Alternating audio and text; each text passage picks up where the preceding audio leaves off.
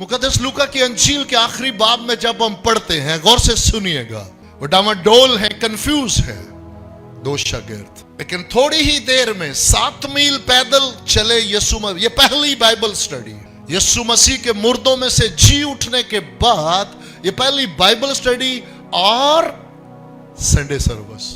ये समझना बहुत जरूरी है और दुआ है कि आज हर खादम इसको पल्ले बांध ले।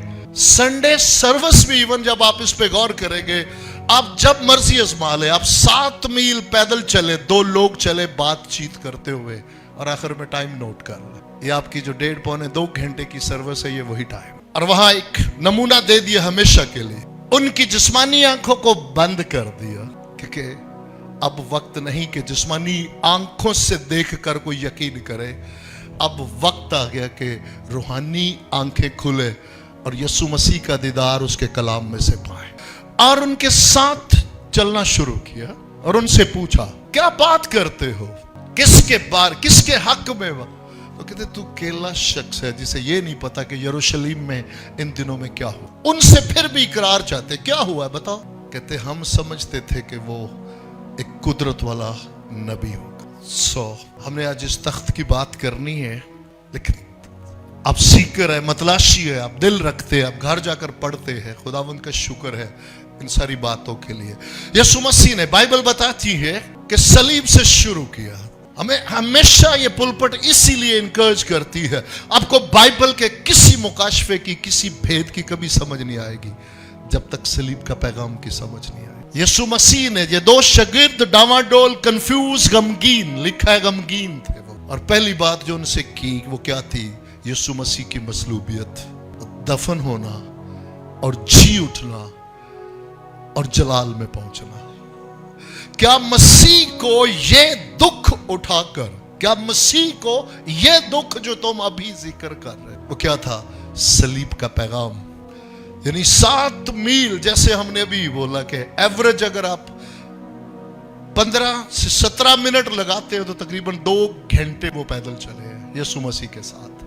क्या सोचे थोड़ी देर के लिए, क्या खूबसूरत सफर है उनका। क्या मसीह को ये दुख उठाकर, क्या मसीह को ये दुख उठाकर अपने जलाल में दाखिल होना जरूर ना था? पहली बात, उन पर क्या रिवील किया, उनके जहन को खोला ताकि किताब मुकद्दस को वो समझे। तो सलीब पर जो हुआ है वो उनको, और ये नहीं लिखा बता दिया। ये बड़ा जरूरी है कि आज हम जो खिदमत वाले हैं, हम खुदावंद के हुजूर उसके कदमों में बैठकर पहली बात मिन्नत करें खुदा रूल कुद्दस से कि मुझे समझा, मैं समझना चाहता हूं। और फिर उस तौफीक को मांगे कि मुझे समझाने की तौफीक बख्श। यीशु मसीह ने वो सब बात, सुनिएगा, क्या मसीह को यह दुख उठाकर अपने जलाल में दाखिल होना जरूर ना था? और साथ ही लिखा है मूसा से लेकर पहली 5 किताबें, उसके बाद ज़बूर और तमाम अंबिया के सहीफे, मूसा से लेकर नबियों की मार्फत, जो कुछ उसके हक में लिखा है, यह बड़ा जरूरी है।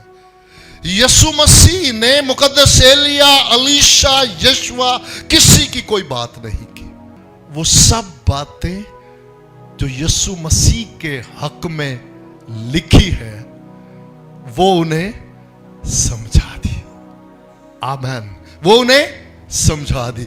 जब उन्हें समझा दी तो फिर नतीजा क्या हुआ? ये बड़ी खुशाइंद बात है कि नतीजा क्या हुआ। जब वो मिले हैं राह में, वो गमगीन है, वो डामाडोल है, वो दुखी है। हम समझते थे में एक जिंदगी गुजार, लेकिन वो यीशु मसीह ने सबसे पहले जब उस इलाही तबादला, इलाही मोहब्बत, सलीब का जब उन्हें समझ आ गई, बाइबल बताती है ईमान क्या हुआ कि जैसे ही उनकी मंजिल आई, अब यीशु मसीह ने कदम तेज किए कि आगे गुजर जाए, लेकिन अब मुमकिन ना था क्योंकि उनकी जिंदगियां ट्रांसफॉर्म हो चुकी है। उनके दिल जो है वो जोश से भर गए। क्यों, कैसे जोश से भर गए? उन मुकाशफात की वजह से जो उसके हक में। इसलिए इस पुलपट की खिदमत जहां से भी इन्होंने, मिसाल के तौर पे हम कोई ना कोई जहां से मर्जी देख ले, इब्तदा में जमीन आसमान, इब्तदा का लफ्ज आते ही बेटा है। बाइबल का पहला लफ्ज ही बेटे से शुरू होता है। इसलिए कभी यह ना सोचे कि जब वो बदन लेकर आए वहां से शुरू। यीशु मसीह ने फिर वो सब बातें जो उसके हक में लिखी पैदाइश से लेकर मलाकी तक उनको समझाई। इसलिए औरत की नस्ल से पैदा होगा, हम यकीन रखते हैं कि समझाया किस तरह गुनाह का कफारा, किस तरह गुनाह ढांका गया। वो फरिश्ता कौन था जो आसमान से कहता है तू लड़के पर हाथ ना चला, मैं जान गया कि तू मुझसे डरता है। यहां तक कि वो, ये बहुत ही दिल को छूने वाली बात है, जिसे खुदावंद ने अपना सलामती उसे जबरदस्त सूरमा कहता हूं। खुदावंद गलती लगी है, मैं जबरदस्त सूरमा कहां से आ गया? मैं तो किलो को झाड़ता हूं, शेर को दाने तो वो पीछे छुपा लेता हूं। लेकिन जब खुदावंद ने कहा जबरदस्त सूरमा इसी जोर में चल और छुड़ा मेरी कौम को, तो फिर उसने थोड़ी जुर्रत की। उसने कहा खुदावंद अगर ऐसा है तो फिर निशान हो जाए कि आज रात में ऊन। ये बात, ये आपके खादम की रूह को हर रोज जब भी सोच आती है, ख्याल आता है, कहते कि जी आज मैं एक ऊन को रखूं तो क्या हो, ऊन गीली हो और सराउंडिंग सब सूखा हो। और उस रात ऐसा ही हो। आज की बार क्या हो, ऊन सूखी हो और सराउंडिंग गीला हो। हम यकीन रखते हैं यीशु मसीह ने उन्हें यह भी समझाया कि एक भी ना था जिसमें जिंदगी थी।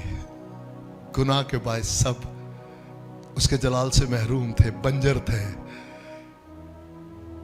ये ऊन पहली बार कौन था? बेटा। सिर्फ उसमें जिंदगी थी, उसके सराउंडिंग सब बंजरपन था। लेकिन अगले दिन क्या हुआ सलीब पे? चले जरा कि सलीब पे क्या हुआ जब उस मुनसिफ खुदा ने तमाम बनी नो इंसान का वो गुनाह, वो बंजरपन, वो मौत, वो लानते उठाकर उस पे लाद दी। हैकल का पर्दा फट गया और वो प्याला पानी का, अब की बार वो ऊन सूखी है और सराउंडिंग जिंदगी है।